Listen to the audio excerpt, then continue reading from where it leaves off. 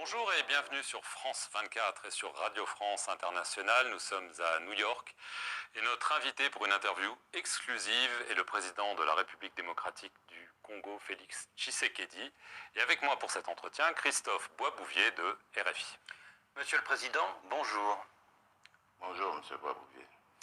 Monsieur le Président, ici à New York, devant l'Assemblée générale, vous avez prononcé un discours dans lequel vous avez dénoncé sans détour l'agression militaire directe du Rwanda contre votre pays. Vous avez aussi demandé à l'ONU d'être plus transparente sur ce qu'elle sait à ce propos. Pourquoi ce cri d'alarme? Est-ce que vous avez l'impression que ne vous êtes pas écouté? C'est plutôt un cri de vérité, pas d'alarme, parce que les alarmes ont été données à plusieurs reprises dans la région à travers les ONG et autres organisations. Il fallait absolument ce cri de vérité pour que le monde entier sache ce qui se passe réellement et qu'on arrête avec cette hypocrisie, cette cécité et qu'on voit le problème dans son entièreté. Et c'est ce que j'ai fait. Alors ce mercredi, à New York, vous avez accepté de rencontrer votre homologue rwandais, Paul Kagame, en présence du Français Emmanuel Macron. Vous étiez réticent apparemment, mais vous l'avez fait quand même. Le principe d'un retrait des rebelles de Bunagana a été acté, mais on se souvient que la rencontre précédente avec Paul Kagame, c'était à Luanda le 6 juillet, ça n'avait donné aucun résultat. Est-ce que cette fois-ci, vous avez un calendrier pour ce retrait? Bon, d'abord, il faut que je précise par rapport à l'initiative française, vous savez, c'est la France qui préside le Conseil de sécurité en ce moment, et le président Macron avait pris contact avec les deux chefs d'État, donc avant l'Assemblée générale, pour qu'on prenne rendez-vous ici à New York et qu'on parle de ce sujet. Donc de ce côté-là, il n'y avait aucune objection de ma part.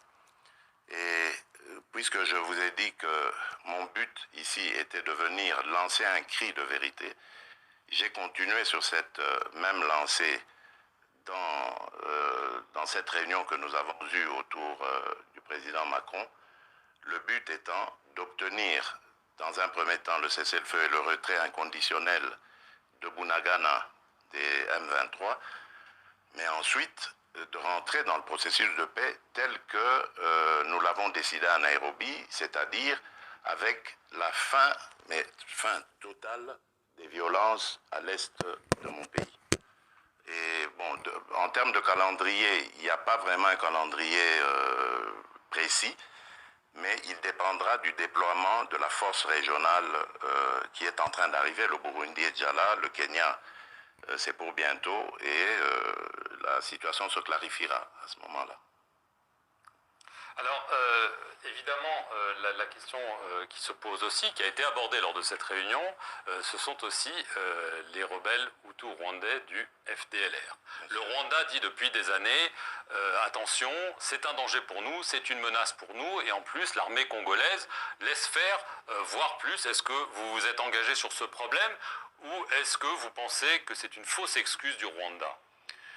C'est une fausse excuse, mais par rapport à ces accusations, je trouve que le Rwanda est de mauvaise foi et qu'il utilise souvent ce prétexte pour justifier ses incursions en République démocratique du Congo. Depuis que je suis à la tête de mon pays, nous avons rapatrié à 2 reprises des centaines de combattants des FDLR. C'est quand même une preuve de bonne foi. Et aujourd'hui, les FDLR, c'est une force résiduelle qui ne menace plus la sécurité du Rwanda. Vous avez dit. Elle ne menace plus la sécurité du Rwanda. En tout cas, les FDLR sont plus un problème pour nous, Congolais, que pour les Rwandais. J'en veux pour preuve l'assassinat de l'ambassadeur d'Italie en République démocratique du Congo au mois de janvier de l'année dernière, M. Luca Attanasio, qui avaient été tués par des FDLR, qui sont devenus aujourd'hui des coupeurs de route, des bandits de grand chemin, et qui n'ont plus d'idéologie politique visant à regagner le pouvoir à Kigali. Donc c'est un faux prétexte. La vérité, elle est ailleurs, et c'est ça que le Rwanda doit dire. Voilà. Le Rwanda accuse aussi un certain nombre d'hommes politiques congolais et d'autorités locales de tolérer, voire d'encourager des attaques contre des populations tutsis congolaises. Quelles mesures vous comptez prendre pour empêcher que cela continue, notamment sur les réseaux sociaux et quelquefois dans la rue? Les mesures ont déjà été prises par la Constitution. Notre Constitution est très claire là-dessus. Elle condamne de manière claire toute allusion à de la ségrégation, à de la xénophobie, à du tribalisme. Ça n'existe pas dans notre pays en théorie.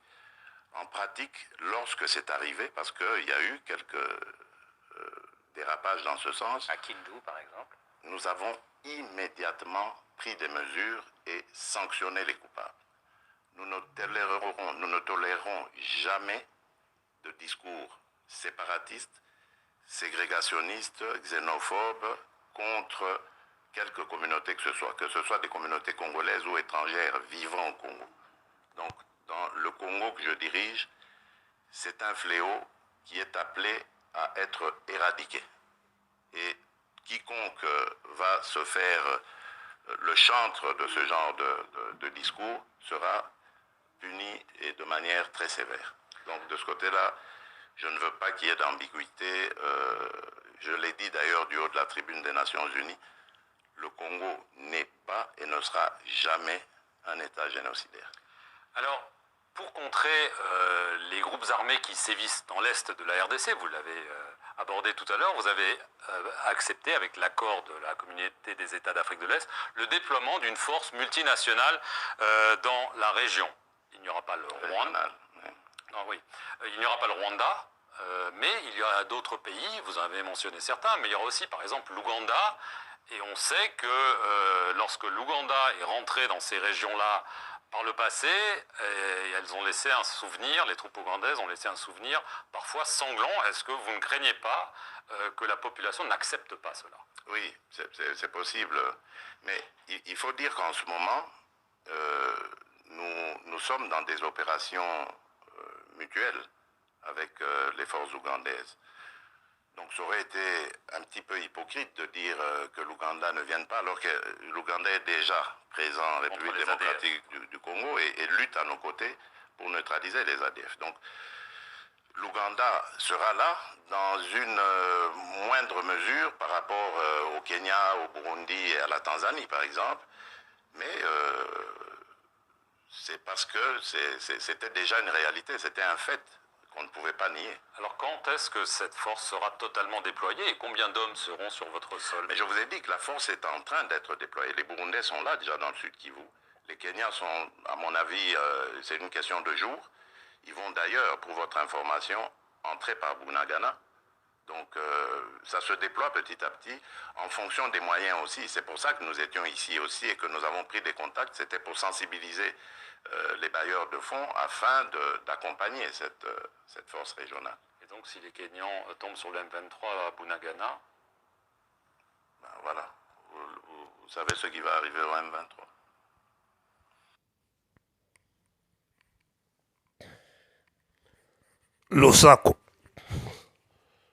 Losako na bino branso bokolanda lolaka ya Bumba Lokole nkolo ya samedi le 4 septembre 2022 tokoti awa po tokoka kopesa bino toujours basango concernant mboka na biso.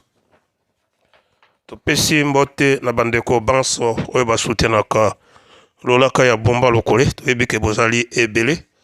Bokota, bosabone, bopartager parce que awande bozwaka basango na ndenge elongo bani. Donc topesi bino weekend elamu na kati ya mabota mabino kimia pe ezala bipai biso bozali.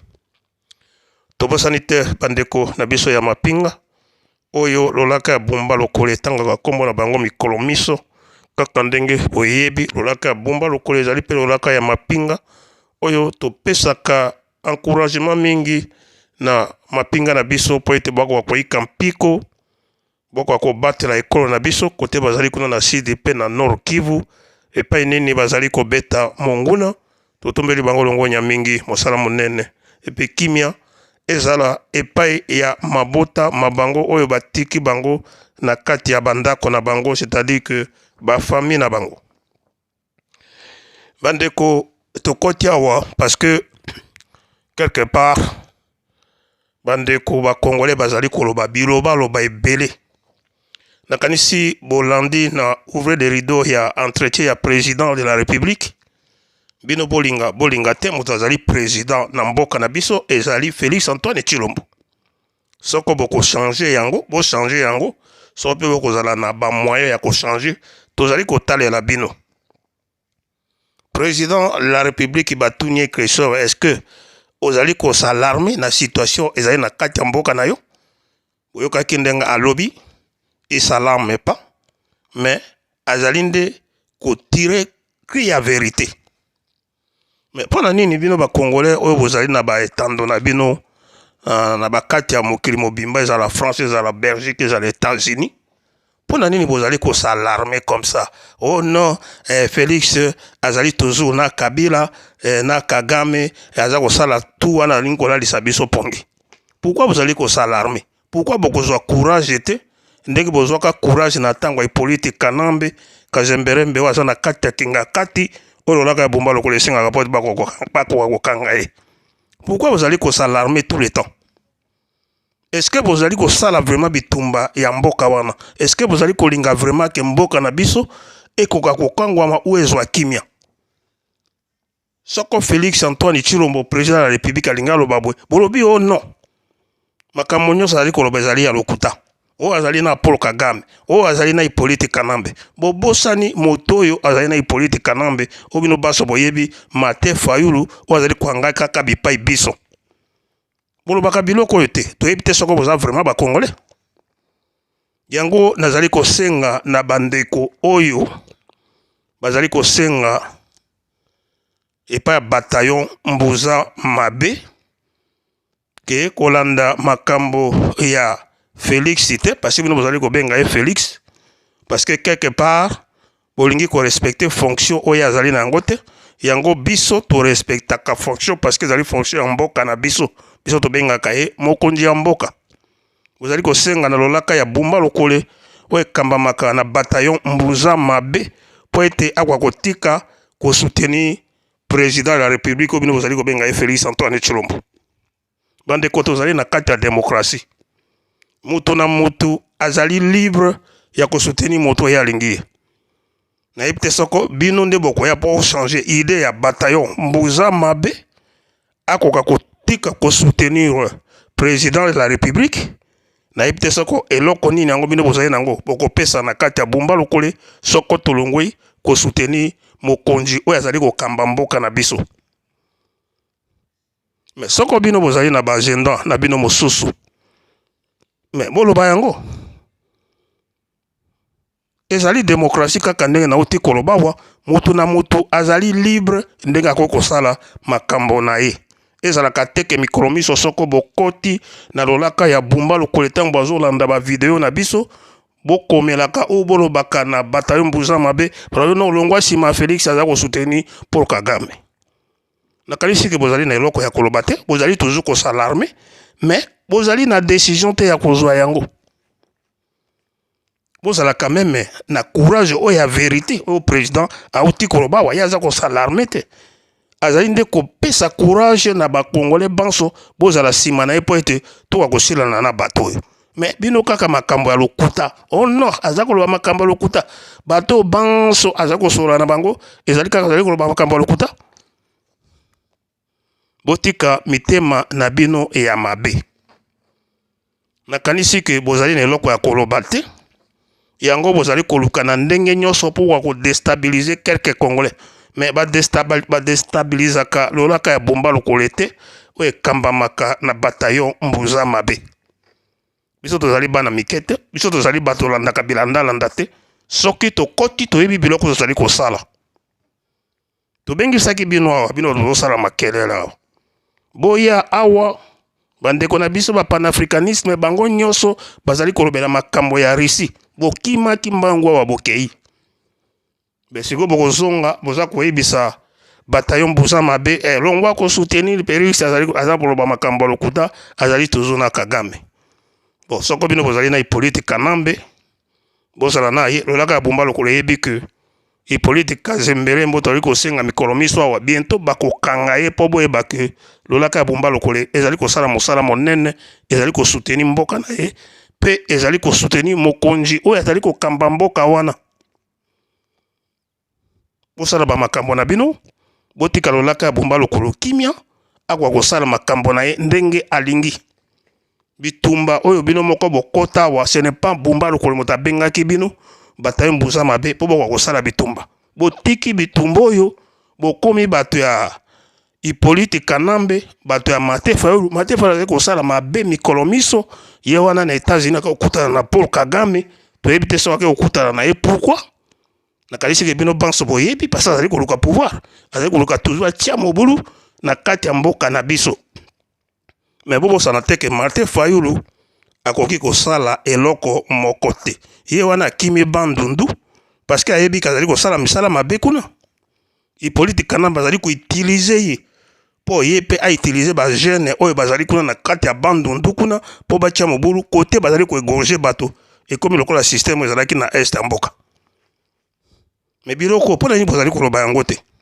yango tozali kosenga na bino botika lolaka ya Bumba lokolo tranquille oyo ekambamaka na bataillon Mbusa Mabe tozali nsima ya mokonzi ya mboka tokosoutenir ye ti tokobengana na bato oyo ezali mosika mingi te bokosimba maboko na mitu parce que bozali koyeba politiki ya mboka ndenge ezali kotambola te soko bino bozali wana mpona kosoutenaka bato oyo bazolinga kaka batiaka désordre na mboka na biso tozali kuna te Bumba lokolo ekotaka na makambo pamba te tokoti awa bokomona résultat et après bobanda kobengaka Bumba lokolo bolobi yo makambo yango ezali ndenge nini na korépondre bino lisusu te ntango nazali koloba awa mongongo na ngai ezali kokauka mikolo miso parce que nalingi mboka na ngai yango nalobelaka yango mais bino bato bolingi mboka na bino te bozali wana mpona kotiaka babato sur le roue epai ya bato ono botika kosoutenir ye oyo bosala boye sikoyo yo olingi lolaka ya Bumba lokolo po ekambamaka na bataillon Mbusa Mabe esoutenir nani Martin Fayulu esoutenir nani Hippolyte Kanambe oyo bino banso bolobaki ke azali sanguinaire oyo bino banso bozali kobenga eke azali génocidaire Bumba lokolo ya bataillon Mbusa Mabe ekende kosoutenir Fayulu esoutenir Hippolyte Kanambe oyo toza koluka po te tokanga ye botika bozoba wana ezali bozoba parce que boyebi eloko bozali kosala te nayebi te bo politique yango pa bakoma kaka moto nyonso il faut akota po aloba politique mais bozali na niveau wana te soko bozala komona réalité ya makambo ya mboka ndeli kokenda te yango bozali kotika na bilobaloba et puis bozali kose plaindre trop oyo bozala na objectif oyo boponaki yango ndenge nini tokosala po ete mboka na biso kozwa kimia mais bino bozali wana mosala na bino kobangisaka bato boloba bilobaloba kofinga mafinga ezali position ya faiblesse soko bino boyebaka te toyebi ke bozali kofinga lolaka ya Bumba lokolo mikolo miso mais biso tozali kosoutenir nde mwana mboka bolinga te soki bino boyebi Antoine Félix Tshilombo azali président de la République epai ya uta boloba yango Martin Fayulu toyebi epai ya uta ye wana kimi bandundu parce que azalaka moto ya kuna te mais mpona nini bozali koloba yango te donc nakebisi bino botika makambo oyo kolobaka na Bumba lokolo oh non il faut kolongwa na makambo wana ti mpona aza kokosa bato soko aza kokosa bato azali nde kokosa bino mais azali kokosa biso te biso tozali koloba makambo ya mboka na ndenge oyo ya solo mpe na ndenge elongobani mokonzi ya mboka ayokaka lolaka ya Bumba lokolo mpe alandaka yango botika bamitema na bino ya mabe yango lolaka ya Bumba lokolo ekama bataillon Mbusa Mabe toyebisi bino toleki na situation mosusu makambo ya bakuluna oyo moto ayaki na makambo ezali Hippolyte Kanambe Kazemberembe oyo azali na kati ya kinga kati ti lelo bolobelaka yango te makambo manso oyo eleka na ntango ya Kabila bozwi yango botia yango na motu ya Antoine Félix Tshilombo mokonzi ya mboka oyo eza kaka motema mabe yango tozali kosenga na président de la République bato oyo babengi bango bakuluna lokola Hippolyte Kanambe azali toujours kokoche bango eloko tozali kosenga na bapolisier na biso na basoda boboma bakuluna te parce que bana wana pe ngonga mosusu bayebi biloko bazali kosala te eloko ezali awa po ete makambo kwa kosila rapide bakuluna basali mabe soko bomoni bango kote bazali il faut kobeta bango masasi na makolo kobuka bango makolo po ete bakoka kotelema lisusu te parce que toyebi que ba droit de l'homme bazali kotalela Congo